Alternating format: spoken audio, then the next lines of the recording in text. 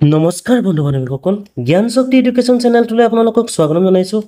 আজি আপোনালোকৰ মাজলৈ লৈ আহিছোঁ সমাজ বিজ্ঞানৰ কেইটামান মষ্ট ইম্পৰ্টেণ্ট কুৱেশ্যন, যিকেইটা কুৱেশ্যন ADRE গ্ৰেড 3 আৰু গ্ৰেড 4 কাৰণে যথেষ্ট গুৰুত্বপূৰ্ণ হ'ব। সকলোৱে ভিডিঅ'টো শেষলৈকে চাই থাকিব। ভিডিঅ'টো যদি ভাল লাগে ভিডিঅ'টো প্লিজ লাইক আৰু কমেণ্ট আৰু আপোনালোকৰ বন্ধু বান্ধৱীৰ মাজত শ্বেয়াৰ কৰিবলৈ নাপাহৰিব। ব'লক ভিডিঅ'টো আৰম্ভ কৰোঁ। প্ৰথম কুৱেশ্যনটো হৈছে যে আন্তৰ্জাতিক মানৱ অধিকাৰ আয়োগ কোন চনত গঠন কৰা হৈছিলে? ইয়াৰ আনসাৰটো হ'ব আপোনাৰ 1947, 1946, 1949, 1948। ইয়াৰ আনসাৰটো হৈছে আপোনাৰ 1946। যথেষ্ট গুৰুত্বপূৰ্ণ কুৱেশ্যন হয়, মনত ৰাখিব এক্সাম পইণ্ট অফ ভিউৰ পৰা।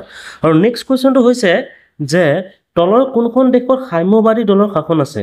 চাইনা, ছুইজাৰলেণ্ড, কানাডা আৰু ইউক্ৰেইন। ইয়াৰ আনসাৰটো হৈছে আপোনাৰ সকলো বন্ধু বান্ধৱীয়ে চাগে জানে ইয়াৰ আনসাৰটো হৈছে আপোনাৰ চাইনা। আপোনালোকে সকলো বন্ধু বান্ধৱীয়ে ইউক্ৰেইন আৰু ৰাছিয়াৰ মাজত হোৱা সংঘৰ্ষৰ বিষয়ে সকলোৱে জানে, কিন্তু ইয়াৰ বিষয়ে অলপমান আপোনালোকে পঢ়ি যাব, এক্সামত অহাটো বহুতো সম্ভাৱনা আছে। আৰু নেক্সট কুৱেশ্যনটো চাব, যথেষ্ট গুৰুত্বপূৰ্ণ এটা কুৱেশ্যনৰ তলৰ কোনখন দেশৰ দ্বিদলীয় শাসন ব্যৱস্থা আছে? ইয়াৰ আনসাৰটো হৈছে ভাৰত, আমেৰিকা, চাইনা আৰু পাকিস্তান। ইয়াৰ আনসাৰটো হৈছে আপোনাৰ আমেৰিকা। ঠিক আছে। আৰু নেক্সট কুৱেশ্যনটো হ'ব বন্ধু বান্ধৱীসকল, নেক্সট কুৱেশ্যনটো হৈছে যে আপোনাৰ ভাৰতীয় জাতীয় কংগ্ৰেছৰ প্ৰতিষ্ঠা কেতিয়া হৈছিলে? ইয়াৰ আনসাৰটো হৈছে আপোনাৰ 1960, 1985, 1950, 1980। ইয়াৰ আনসাৰটো হৈছে আপোনাৰ 1985। মনত ৰাখিব, ইম্পৰ্টেণ্ট হয়। আৰু নেক্সট কুৱেশ্যনটো চাব, নেক্সট কুৱেশ্যনটো হৈছে যে ভাৰতীয় ইতিহাসক কোনটো দশকক আঞ্চলিক দলৰ সোণালী দশক বুলি কোৱা হয়? ইয়াৰ আনসাৰটো হৈছে আপোনাৰ 16th century। মনত ৰাখিব, ইম্পৰ্টেণ্ট হয়। আৰু নেক্সট কুৱেশ্যনটো চাব যে শিৱসেনা কোন ৰাজ্যৰ আঞ্চলিক দল হয়? ইয়াৰ আনসাৰটো হৈছে আপোনাৰ মহাৰাষ্ট্ৰ। ঠিক আছে। নেক্সট কুৱেশ্যনটো চাব যে ভাৰতবৰ্ষৰ কেন্দ্ৰত প্ৰথম মৰ্চা চৰকাৰ কেতিয়া গঠন কৰা হৈছিল? ইয়াৰ আনসাৰটো হৈছে আপোনাৰ 1977।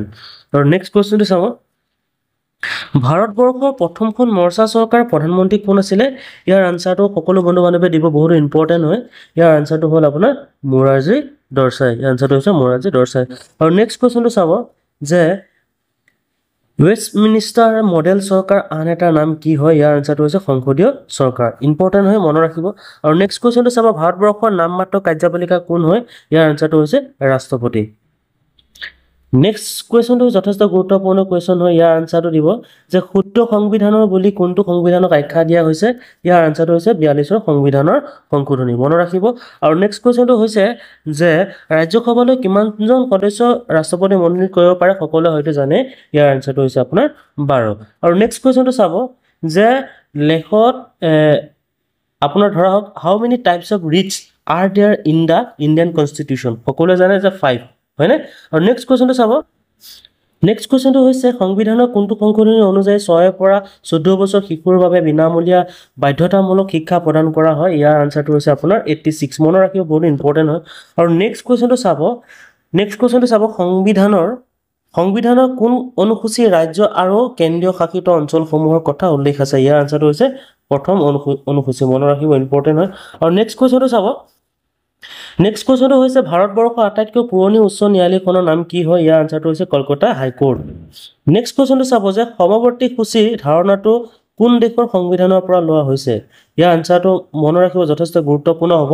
The idea of the concurrent list has been taken from the constitution of Australia. ইয়াৰ আনসাৰটো হ'ব আপোনাৰ অষ্ট্ৰেলিয়া। মনত ৰাখিব, ইম্পৰ্টেণ্ট হয়। আৰু নেক্সট কুৱেশ্যনটো চাব, নেক্সট কুৱেশ্যনটো হৈছে যুক্তৰাষ্ট্ৰ গৃহভূমি বুলি কোনখন দেশক জনা যায়? ইয়াৰ আনসাৰটো হৈছে আপোনাৰ আমেৰিকা। আৰু নেক্সট কুৱেশ্যনটো হৈছে যে ক্ষমতাৰ পৃথকীকৰণৰ নীতি মূলত কোনবিধ চৰকাৰৰ বৈশিষ্ট্য? ইয়াৰ আনসাৰটো হৈছে আপোনাৰ যুক্তৰাষ্ট্ৰ চৰকাৰ। আৰু নেক্সট কুৱেশ্যনটো চাব যে ছুইজাৰলেণ্ডত কোন প্ৰকাৰৰ চৰকাৰ আছে? ইয়াৰ আনসাৰটো হৈছে আপোনাৰ প্ৰত্যক্ষ গণতন্ত্ৰ। বন্ধু বান্ধৱীসকল, ভিডিঅ'টো ইমানে আছিলে। ভিডিঅ'টো যদি ভাল লাগিলে ভিডিঅ'টো প্লিজ লাইক, কমেণ্ট আৰু শ্বেয়াৰ কৰিবলৈ নাপাহৰিব আপোনালোকৰ বন্ধু বান্ধৱীৰ মাজত। আৰু পুনৰবাৰ লগ পোৱাৰ বাবে ধন্যবাদ। জয় অসম, জয়।